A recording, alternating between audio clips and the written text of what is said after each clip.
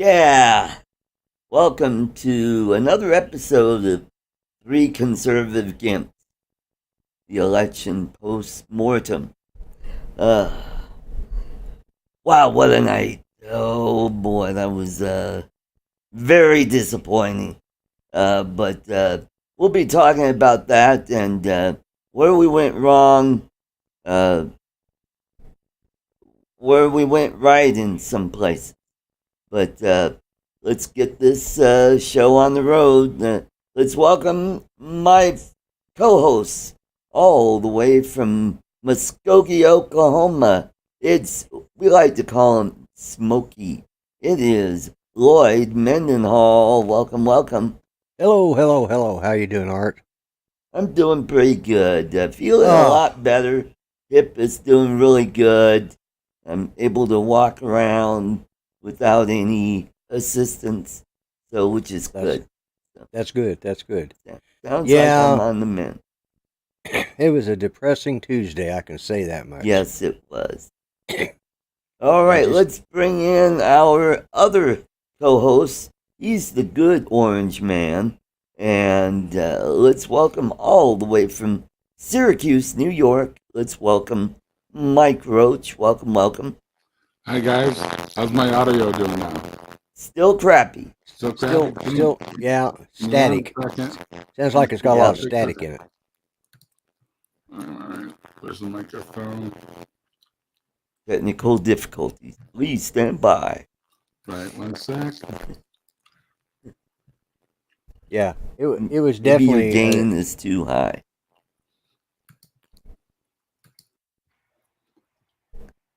Set your equalizer. Make sure you're not flying into the red. Any better? Much better. Much better. Awesome. Yeah. Sound great. All I did was turn it on and turn it off. So throw a shoe at it. That works. Right. Yeah. So, good to see you guys, everybody in the chat, Chris, everyone else. And depressing Tuesday. And I don't know where we go from here because I don't know what more you can offer people. Yep. I don't know if it's so much what was wrong with campaigns, is what the hell's wrong with our country, you know, in so many places.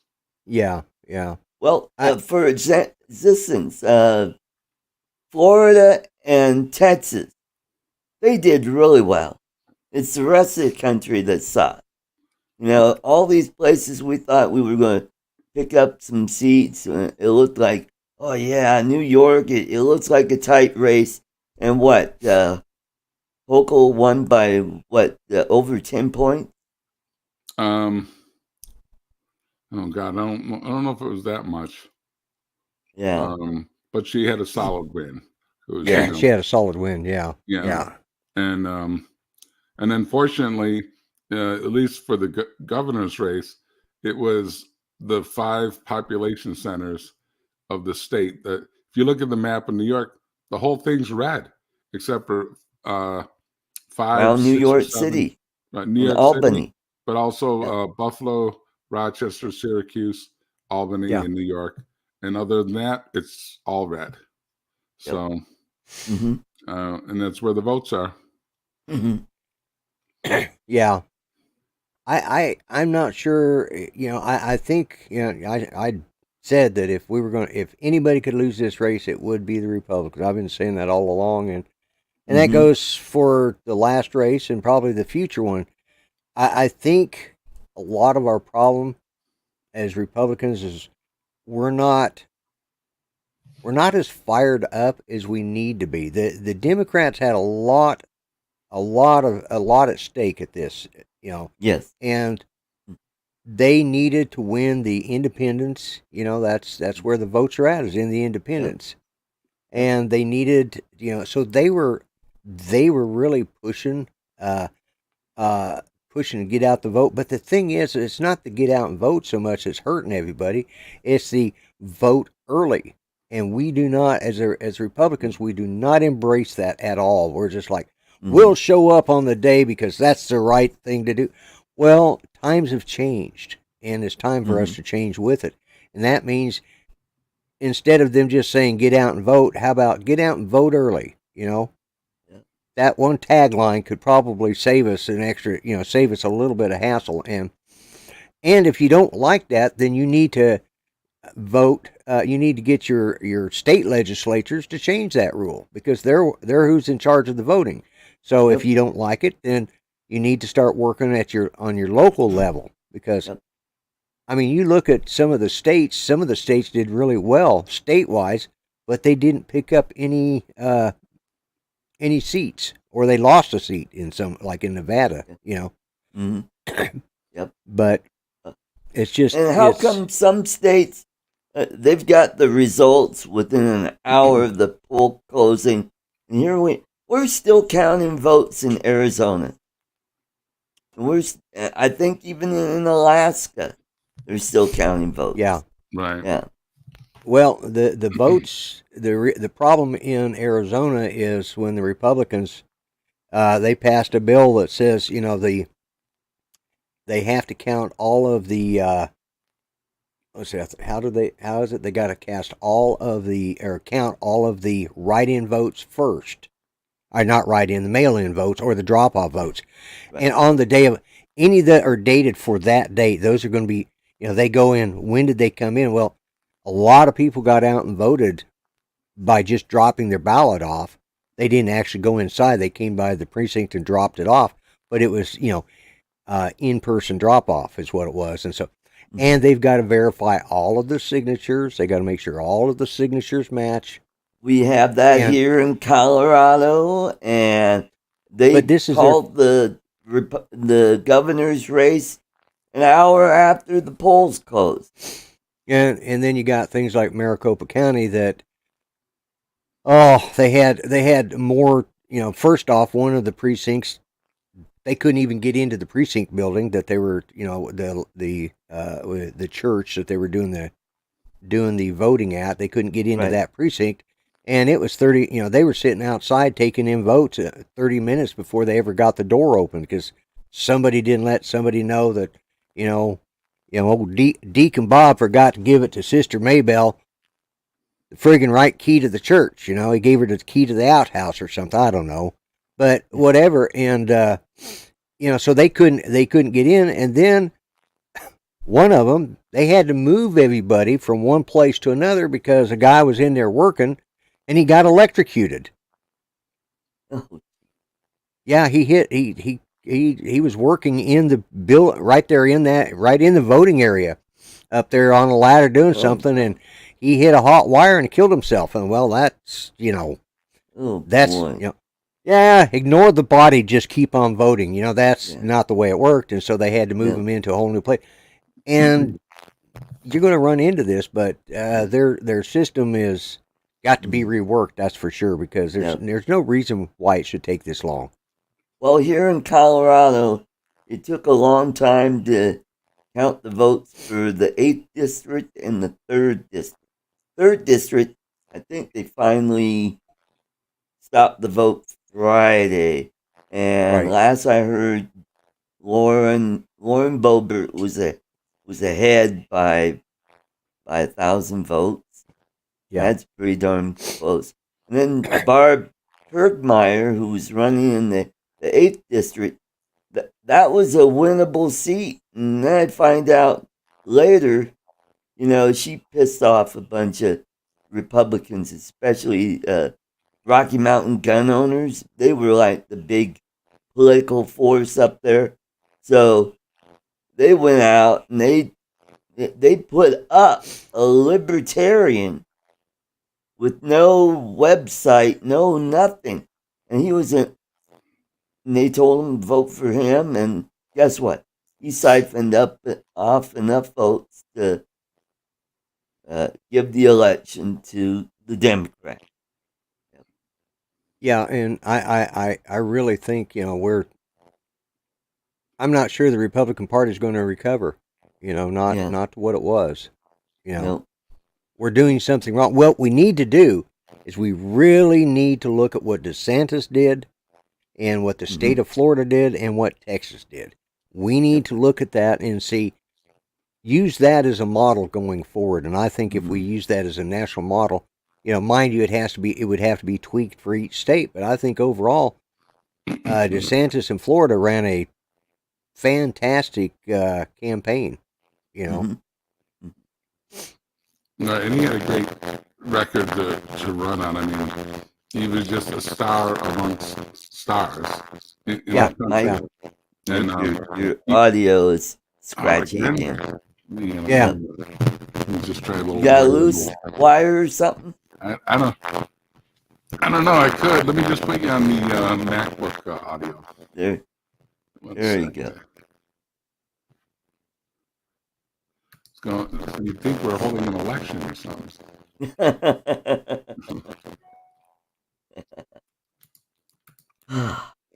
Boy.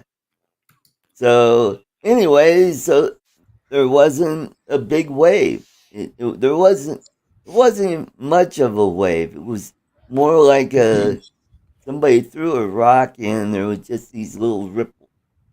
It wasn't even that. I don't think it wasn't a wave. It wasn't even a handshake. I think it was just like a middle finger flipped at the Republican parties. I think that's what it was. Yep. They only used one finger in the wave, and we all know what that one is. Yeah.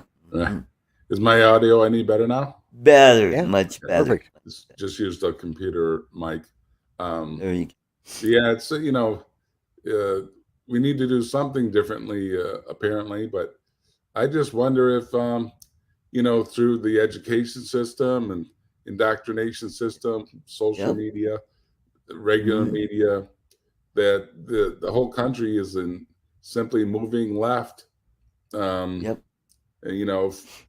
and even people from our generation, but the young especially, who, at least a certain amount of them are just brainwashed into the next thing. And I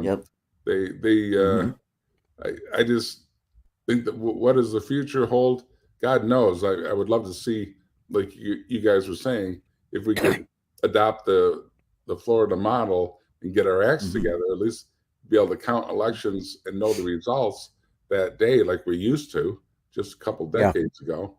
Have everybody go to the poll. Right. Well, the only people that need to mail in ballots are the people that are going to be out of town or out of state or something. Get an absentee ballot, or you're disabled like us three, and everybody else has to, go to the polls on the day of election. Right. Because we never had any problems like this before that. Problem is, it worked. It worked for them, and so they're going to cling on to mail-in voting like they cling on to Roe versus Wade. I mean, that's their ticket right now. That's the other thing too. I think we really underestimated how important abortion was in this race. I think we didn't all dismissed it and thought, no, that's like, and then find out later it was like the top two issues that were important, especially to women. Yeah, and I think one, there needs to be a crap load of pollsters fired. I mean, they need to be fired from campaign. They need to not be allowed to work again. But I also think abortion was something we should have discussed. We like put blinders on when it came to that. Like, okay, we know we're not going to talk about that. And we should have talked about it. We should have explained it. We have the message, and it's just real simple, Our stance is, life begins at conception, but if that's not your stance, that's okay. We understand. There is not, we need to explain what this Supreme Court decision was, allowing states to have their rights back. We need to explain the history of it. We need to go into why it was a wrong decision in the first place back in 72 or 73. We need to, and then we need to say, if you want this changed, you need to go to your governors, to your state your locals and state representative. They're the ones that you need to, not your federal representatives. And we did not. Instead we just chose to. Yep. Yeah, we just kind of either ignored it or acknowledged it, and then went on to crime and inflation.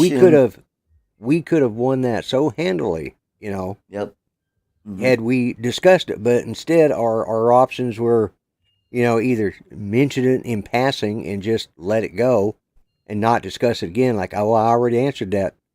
I've already answered that. And that's never. You can't just always say, I've already answered that. You've got to give your explanation. We didn't have good talking points when it came to that. Right. It was like, okay, that's that, but let's talk about the economy. Yep. Mm-hmm. Well, you had a bunch of young, indoctrinated, white, single women that went out and voted, and they were the ones that were going to be affected by it. So how do we keep from disenfranchising that? And they voted in a block that literally kicked our ass. Oh, and the other thing that I've noticed on Facebook in the political, like here in Colorado, we have Weld County Republicans, Foothills Republicans, and so forth. I'm seeing threads over and over saying, well, I'm not voting for O'Day because he supports gay marriage. And it's like, oh, come on, people. I mean, how is he going to affect that? And then on the other side, I'm hearing like my sister saying, well, I don't want to vote for him because he wants to make it illegal. And no, that's not what he said. What he wanted to do was, have limits like up to, I don't know how many weeks, but like halfway through the pregnancy, have the cutoff there. Yeah, 15 weeks. Yeah, 15 weeks, and that's it. And that's what it was all about. And he also advocated, hey, let's make it an amendment. And we all know that will not fly because we cannot get 2/3 of the states to agree to make abortion a constitutional right. Yeah, it's not going to happen. They don't have. So that's why it should have gone to states where the people can vote for the candidates that support either, pro-choice or pro-life. And again, it's our message and our delivery of it, and this is what caused us to lose so badly. We did not get the message out. And we're so stuck in these, we're stuck in stereotypes in a lot of ways. You're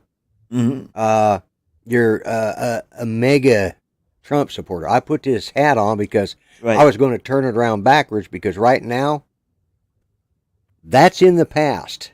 And we need to start moving forward. And that's just the way it is. And we need to understand, we've got to quit the infighting. We've got to quit we have to have party leaders that support all of our nominees, not pick and choose like McCarthy did, when it came to where he was sending money on senatorial seats, we don't want to waste money because that guy's not a good candidate. Well, that doesn't mean he couldn't win, because if you don't, McConnell, yeah, what I say, McCarthy, somewhere else. That's the House. Okay, the House. All right, McConnell. Yeah, well, there again, whoever's in charge of the money for the different races, they need to really. Yeah, we need to put our money equally. Yeah, there's some races that are more important than others, but you don't. You always back your candidate with as much as you can, and that's where we fell down. Well, here's where I differ with you. Like California, we all know Republican is not going to win there. Why would you want to spend a ton of money there when you know the guy's not going? Well, you could go put that money into a race that's competitive and push that candidate over the finish line. There were actually a couple of seats picked up out of California. that were Republican seats. Well, those are House seats. Yeah, Those are House seats, but Yeah. when it comes to the I'm Senate, talking yeah, about Senate seats. Senate, But yeah. House seats, And- like here in Denver, it's the Diana DeGette almost always wins by 75 to 25. And it's like, why would you Yeah, spend a lot of money in Denver? Same with Boulder, right. And granted, in certain districts, when it comes to the House, that's a little bit different story. But when it comes to the Senate, we need to, first off, we need to make sure we get viable candidates put up there. And I'll be honest with you, I've been a Trump supporter since he started, but I think he's got a lot to answer for right now because Yep. he was sitting on a war chest that he didn't bother to use either. Mm-hmm. He has all that money. He's been doing all these rallies and raising all this money, but what in the hell is he using it for? He sure as hell didn't use it to help the party out. Mm-hmm. Right, and Trump's got a, he may or may not be the Republican candidate, but it's got to be less about him. He won in 2016 on this kind of surprise thing. They weren't expecting that. Plus, because Hillary was so unlikable. Right, and very she unlikable. Basically finagled her way to that spot by cheating out Bernie Sanders. Again, but right now it's too easy just to use political, dogma against Trump, and even though his ideas are good and everything, he's so easy to villainize, even amongst conservative women, especially, and so. And if he really is going around starting to say bad things about DeSantis, which I've heard that he has said, that then he's got to not do that. That's not helpful at all. Well, that's the other thing, and I was going to, before the show, I was going to tell, or I have a theory about this. Do tell. Because Trump is so villainized, and the chances are, even if he were to win the Republican nomination, okay, he's probably not going to beat. I'm not even sure he could beat. Can't believe I'm saying is Joe Biden. Just because of the way it's going to line up. People want to see people would love to see a rematch, but I'm afraid it would turn out to be the same thing as it was the last time. But my idea is he is villain. He's going out there and he's saying crap against Ron DeSantis, because Ron DeSantis is he's the poster boy for the Republican Party right now. He's the top dog right now. So if Abbott too, he's kind of worried about. Yeah. But either one of those, if he goes out and says something, he continues to say bad things about Ron DeSantis, and people start looking like, Ron DeSantis, what's anybody who hates Trump is going to automatically start looking at Ron DeSantis. Mm-hmm. And I think Trump knows he'll be primaried. He'll have competition, and I think he wants it. Everybody loves an underdog, and if Trump comes out and says bad things, that makes DeSantis the underdog, and people are going to more likely vote. And I think at the last minute he's going to drop out and give it to DeSantis. I think this is just reverse psychology. He's playing, he's all about the art of the deal. Lucy, and he's going to pull the football away. That's it. Yep. But by then he'll have helped build DeSantis' base up, because anybody who dislikes Trump would go for DeSantis long before they would Trump. Yeah. And he's just making DeSantis like, man, I couldn't handle another 4 years of Trump. I'm going to vote DeSantis, and he knows that. He's not stupid. Mm-hmm. And I honestly think that's the game they're playing. Because you notice DeSantis isn't responding. DeSantis is playing clean. He's playing straight. He's being who he is. Mm-hmm. And that's the best way for him to win against Trump, and Trump knows that. Mm-hmm. And here's my theory.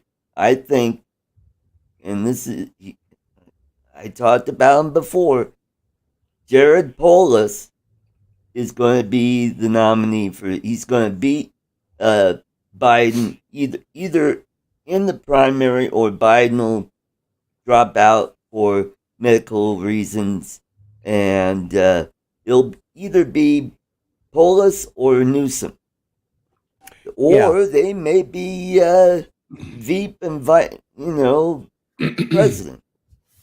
But Polis, he just won Colorado again, and he's going to pull the same old shtick they did in Colorado by saying, "Well, I brought pre-K daycare free, and I got medical leave for families, and I gave Colorado the biggest property tax decrease." But that was all a bunch of hooey, because who pays for that free pre-K care? Us. This is what's going to happen is now that Colorado's solid blue, they're going to go after Tabor. They're going to make it go away. They're going to convince the people to say, this Tabor, we really need to have a little more control so, we could do the right things. It's for the children. Yeah. And people eat it up and they'll say, oh, okay. And then they wonder why their property taxes are going to the moon to pay for all these pet projects that he started. He's going to go after mining. He's going to shut that down. He's going to go after the oil and gas industry. He's already done that. He's trying to shut that down. And he's even going after ag because his husband or wife, whatever, Marlon, is a vegan. And remember, what was it, a year or two ago, they had the meat out where, you want people not to eat meat for one day? Yeah, well, and of course, then he's going to have to do something with all those cows because those cows will contribute to the methane levels. Yeah, contribute to global warming. Exactly. Mm-hmm. And I joked about this 20 years ago. Grant, who's in the chat, he can attest to it because I was always saying, they're eventually going to find out that all those sacred cows in India are what's causing this global warming stuff. Mm-hmm. And they did a study and there was some truth. And sorry, about had a heart attack. Judy, I was looking at Judy on the monitor and she was tossing her robe to the end of the bed and I thought she was falling. And it's like, I thought, oh crap, she's falling. She's hitting the floor, but she almost did, it looks like. So she's, but I was like, okay. But yeah, I mean, and they did a study and it back is. To regular program. Back to regular programming, yeah. They did a study and it does contribute. So if we quit eating all these cows, what are we going to do with them? Mm-hmm. Eat them. That's the problem, but that's the reason we eat them because, where are we going to get that rich Corinthian leather for our cars? Exactly. Yeah. There'll be a special reserve for those who are anointed. Right. Bill Gates will still have his fine leather seats and all his stuff, and he's the biggest meat hater of them all with his 3D printed meat or whatever the heck it is. Yeah.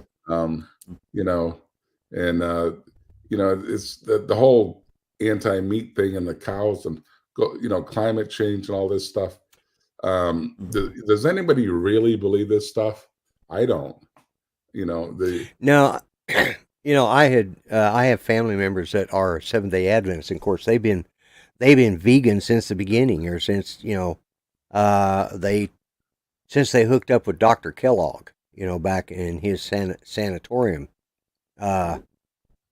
Kellogg's cornflakes, that group, and they were they at the end of the middle of the 19th century is when they all kind of came together, and so the Adventists have been promoting this. Well, one of the reasons is, if you'll notice, a lot of these cults, many of them are vegan. or vegetarian, whatever you want to call it.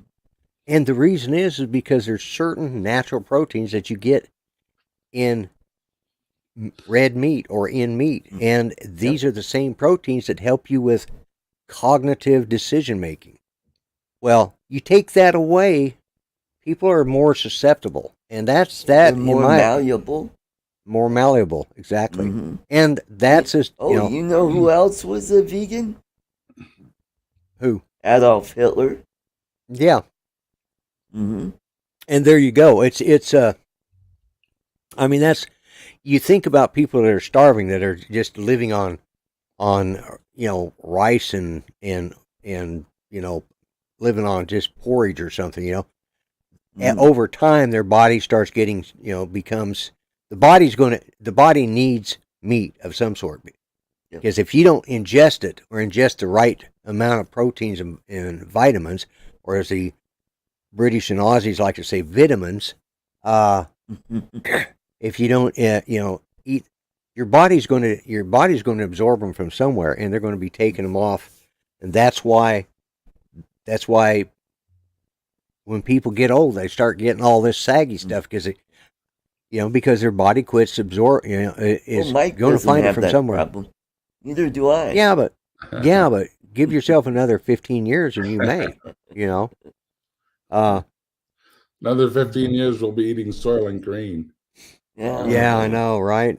So, yeah, I don't think we're too far from it now. Right. And there again, that's and this generation probably doesn't even know what the hell Soylent Green is. Yeah. Right. And the thing is, not just meat, but other agricultural products. They're after the pesticide industry, which is based on petroleum, at least in the big part, and it's all lumping that all into that whole climate crisis, this, that, and the other. And young people apparently believe this stuff.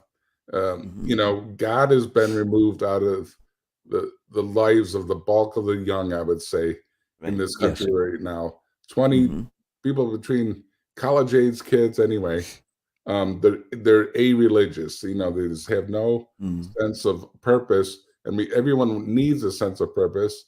So the new religion becomes this climate ideology, and we're going to sacrifice ourselves, glue ourselves to the street, to throw soup at a painting, whatever. There's never any consequences, real consequences for it, and they feel this sense of purpose, which is really just a bunch of garbage. Yeah. Oh, and they're going after GMOs. It's like, well, we've been genetically modifying plants and animals for thousands of years. Right. Nobody died from that, and GMOs are beneficial. They make the harvest more plentiful, and also the plants have more proteins and vitamins. Like rice now has more vitamin A, which is important for eyesight. And so look, all you have to do is look what's going on in Sri Lanka. They went no pesticides and no GMO. Those people are starving because their harvest productivity fell because they didn't have the fertilizer to get the plants grown. So, yeah, and I think that's what's going to happen around the world. We're going to starve ourselves to death because everybody's convinced, well, we can't use chemicals. We can't use genetically modified. We're not making augments like in Star Trek. We're not doing that kind of crazy stuff. Well, here's an excerpt of a letter that I was writing. I talked to you about it beforehand, Art, but I'm going to read this one thing, and this, to me, this is the way my mind was thinking after this election. It says, our generation, referring to those of the baby boomers, our generation has been destroying this country since the 1960s. We, the baby boomers, are directly responsible for the divisiveness. Our generation was involved in the radical unrest, the war protest, the free love movement of the 1960s. We became anti-establishment and anti-moral. We raised our children to be open-minded and free thinkers. Not always a bad thing. But we forgot to teach morals and family values. We forgot to teach history. We forgot to teach compassion and understanding.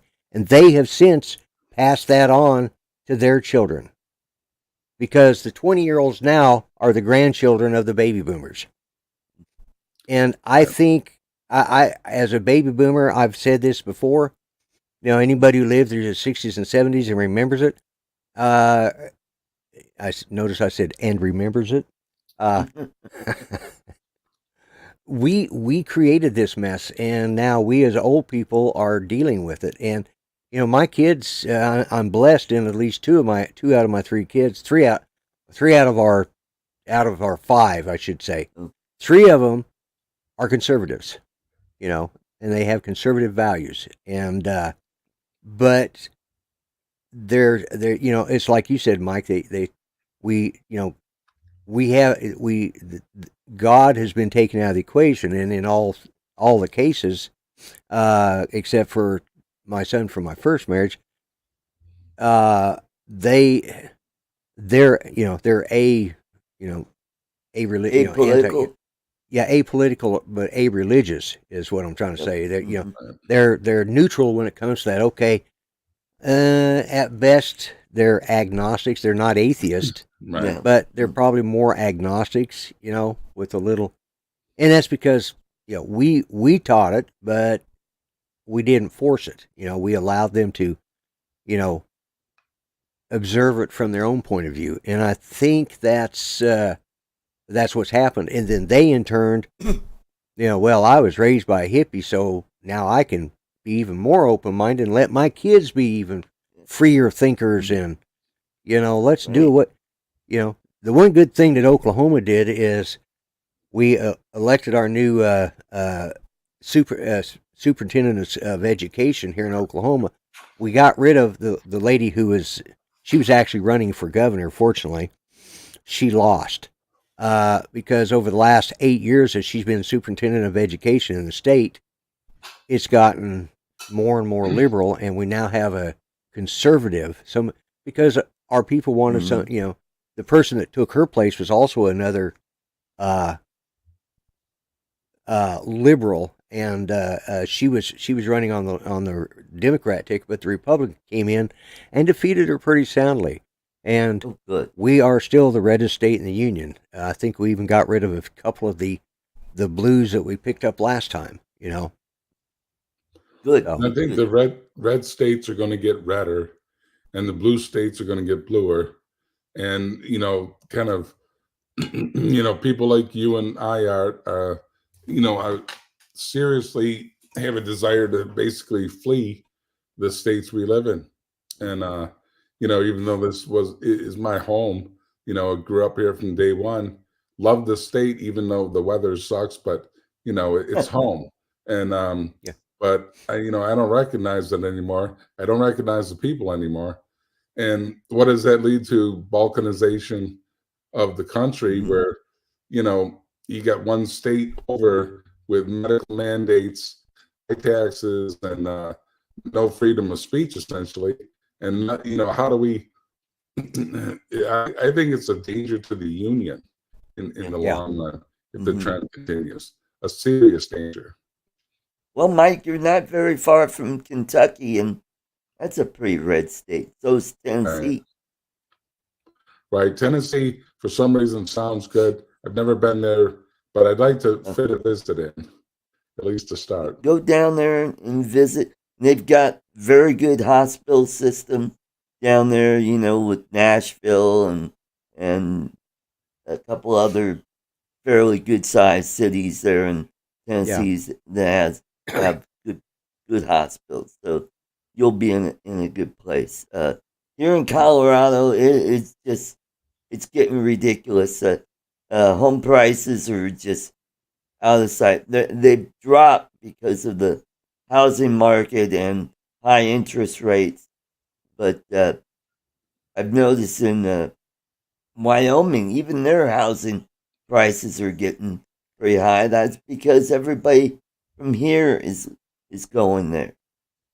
Yeah. But, yeah. We as a party have got to deliver a better, clearer, more concise message. We've got to listen. We've got to listen to what the Americans are wanting, and and that's what we're not doing. And we've got to quit the infighting, because everything we say, everything we as a party throw at somebody else, in our own party, the Democrats are not dummies. They're going to use that against them. You know. Right, Chris. Yep. Yeah, it's just those areas like around the Bay Area, L.A., Sacramento. Time to put up the wall and let there you go. Around Los Angeles and around the. Here's another topic we could talk about in the last few minutes. Now they're talking about investigating Elon Musk because he has bought Twitter. Right. Because at the press conference the other day, somebody from Forbes, and who owns Forbes and what party was he? Anyway, he asked him, "Are you going to investigate Elon Musk's ties to Muslim nations? Because I guess Saudi Arabia was using Twitter to spy on their citizens. So that's going to be the next boogeyman, is Elon Musk. But here's the difference. Elon Musk is not. He's a private individual, a businessman who owns a business and conducts a business worldwide. The difference between him and Joe Biden and Hunter Biden is they were using their connections politically as being politicians, and they were conducting business with foreign countries. Even Hunter should have been listed as he should have had to submit paperwork because his dad was vice president and he was working for a Chi-Com company. He should be listed as representing foreign nationals, and that's the rules. But he didn't.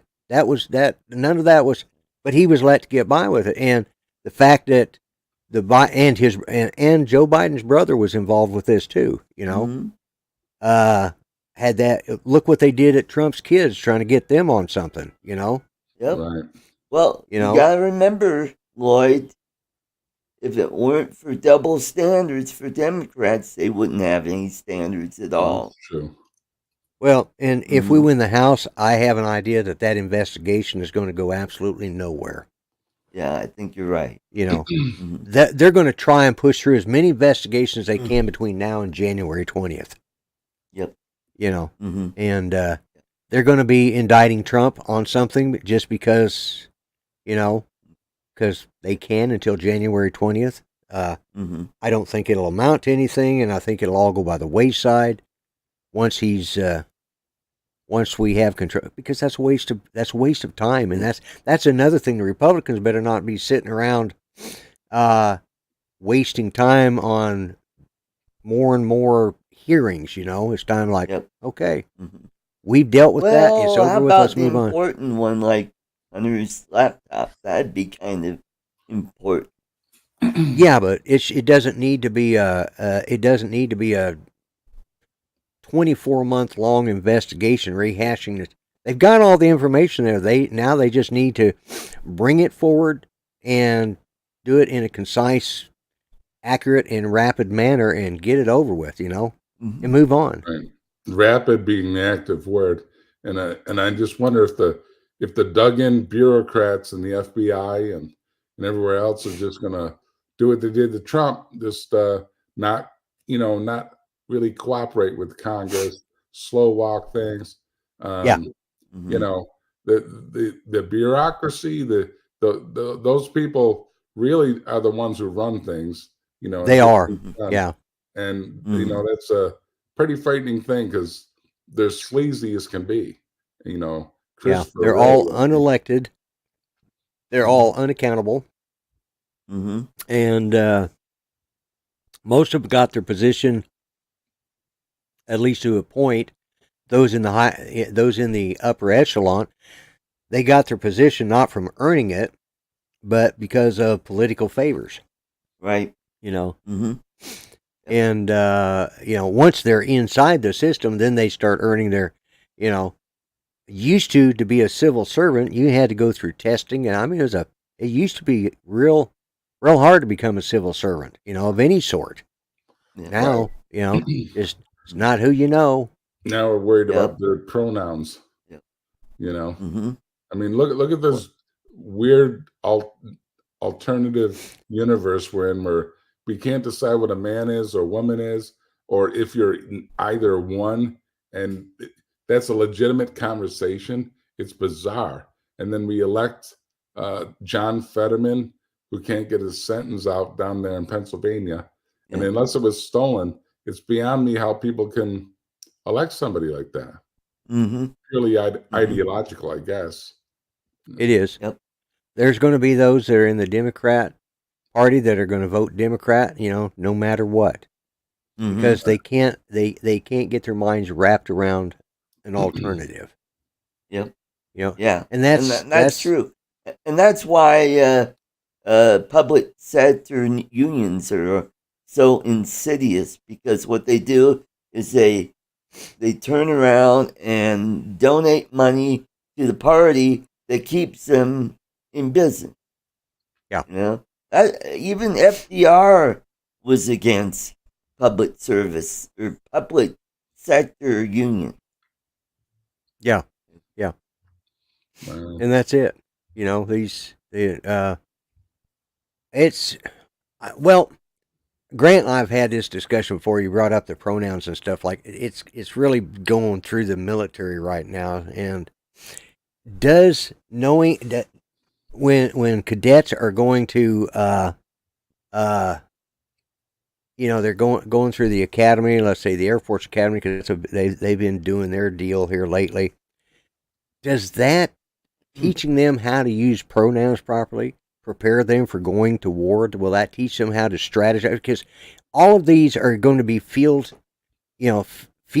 command level, or they're either going to be operating a flight, or a wing, as they go up through the, and they need to know how to command that. And they need to know how, when it is in a battle situation, they need to understand battle history, battle tactics, not how the hell to call somebody. If all else, refer to everybody as "Hey you." Yep. That solves it. "Hey you" is gender neutral. Yep. And that's why 90% of the time, 90% of the time, and if it's a plural and they want to go by plural, say, "Hey y'all," that'll take care of that part, but 90%, and that's why they go by the last name. You called out by your last name, there's no mistaking who they're calling, because in your unit, the chances of there being two of you with the exact same last name, my case, there wasn't too many. But most of the time, I just got called dumbass, and I answered. But unfortunately, so did a lot. So did a lot of the other guys. Yeah. Thing is, though, right now, what young person from, say, a traditional military family, I think a lot of people would have second thoughts about joining right now, and they're falling That's short the problem. of their recruitment goals big time. And I'm not so sure that's not the goal. Tell you the truth, to bring the United States under global umbrella, and all China has to do right now is sit back and watch us eat ourselves a little bit more. And then they can just easily take Taiwan, put out another disease, whatever. But there's just we're too vulnerable in too many ways, and we don't see our enemies for what they are. And, and that's it. You talk about the recruiting thing. Well, there is a program that was in effect back in the 90s in which like National Guards and people. They needed bodies. They needed more people coming in, and so they got paid as headhunters. They when they were back home off duty. Recommend this person to go to the recruiter. Tell them how you like it, how you're doing, and you'll get a bonus. And so a lot of these people got paid bonuses, but then a few of them, a minor few of them, maybe less than 50 of them out of thousands, abused it. They started putting in names of people, that they just started going through seeing who was newly recruited and putting their names in for the bonus. Then the FBI and the Army Intelligence and the Pentagon decided to really sort through this, and they would go to these recruits. Well, did John Smith ever, did he recruit you? And I've been in for like 5 years. I can't remember. Somebody sent me down here. I can't remember who it is. So they would just put a check mark by John Smith's name saying that John Smith didn't send him. Well, they would never bring him up on charges, but their name got put in a database. Yep. And now it's in the FBI database, and these guys, they can't get a gun, they can't get a classified job. A lot of them lost their jobs because they couldn't, because they were flagged. Now the Pentagon is wasting money on having, and so far I think and they went and cleared most of these people, but they haven't changed it on the database because the FBI hasn't got around to it yet. So these people are still being hung out to dry. Some of them couldn't get, some of them were still active military, but they couldn't get a promotion past a certain level. Right. And once you get to a certain point, if you're not promoted. I saw that on the news. Yeah. Just recently. Yeah. And there's a reason right there why young people wouldn't want to join the military, because they don't even take care of their own anymore. Right. Mm-hmm. Yep. That's true. And yeah, but here in Colorado, every statewide election, the Republicans lost. I mean, we lost the treasurer's race. We even lost the Secretary of State's race that should have been a slam dunk, because the person we got is an idiot who's abusing her power for political purpose. And we still got Weiser, I call him Bud Weiser. He's not even a lawyer, and he's the Attorney General of the state. He was a professor at a university, and he gets elected and then reelected. And it's like, yeah. But on the other hand, hey, hallucinogens are now legal here. Oh, yeah. Yep. Right there is explaining why we lost. Mm-hmm. So if you're depressed, hey, drop some acid. Well, they kept the get you over your PTSD, your STD, and your BVD. What you're saying, though, Art, is pretty important stuff when you think about it. Just dope up the masses like the English did the Chinese with opium. And, and look what they did during COVID. All the essential businesses got to stay open. Liquor stores, just to sell people fine and go home, get loaded, and, you'll be happy. And well, they didn't, yeah. Why aren't lesbian whorehouses called liquor stores?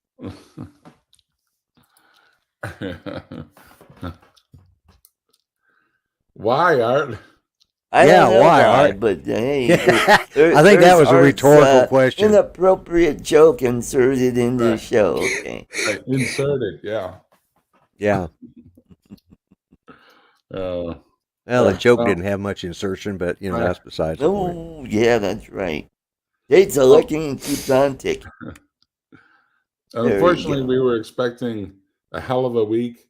We took it for granted that common sense would prevail, and it didn't. It just plain didn't.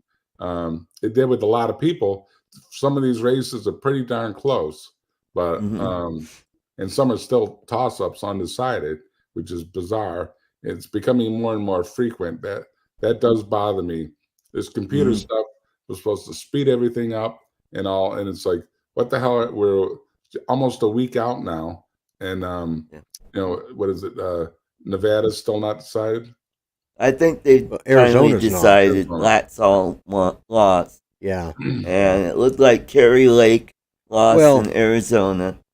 But I think they just finished up in 3rd District here in Colorado. It looks like Boebert is holding on to her seat, which is good.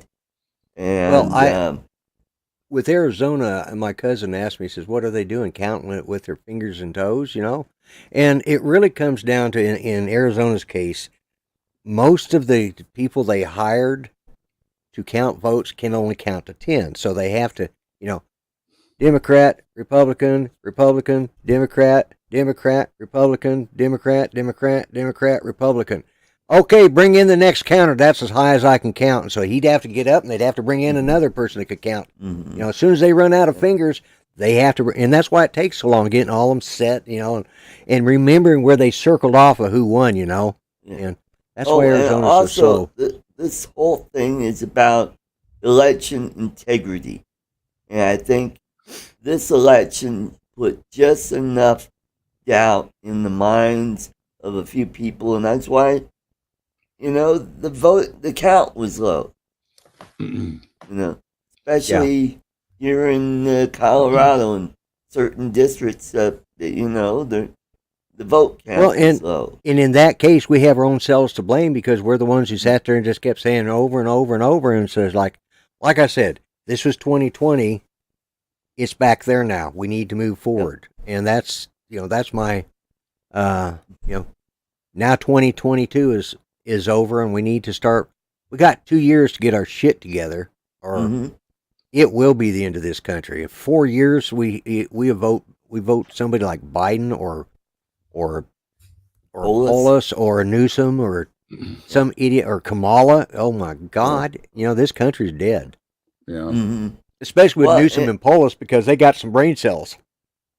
Now here in Colorado, I think what the Republican Party needs to focus on instead of the big races, we need to start focusing on boards and city council. Start getting our folks into those. Start building up our bench again. And then we could start looking at maybe county commissioner or about state representatives, state senators, and so forth. We need to build up our base. Here in Jefferson County, every Republican running for countywide election lost. We lost the assessor race. We lost the county treasurer's race. The clerk and recorder's race lost. I mean, it's a clusterfuck. Yeah, well, and that's the way I'm sure the Democrats in Oklahoma feel right now because we were just the opposite. Yeah.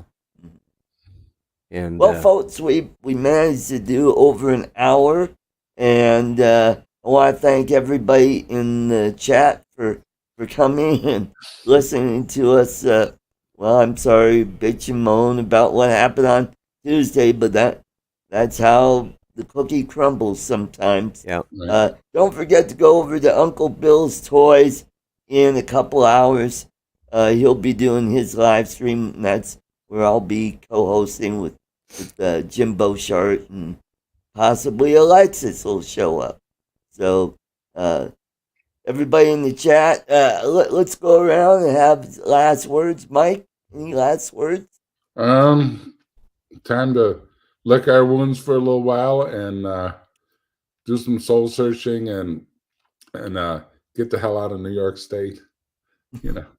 Seriously consider it. It's a logistical nightmare for people like you and I are moving. But it's I'm looking into the possibilities. And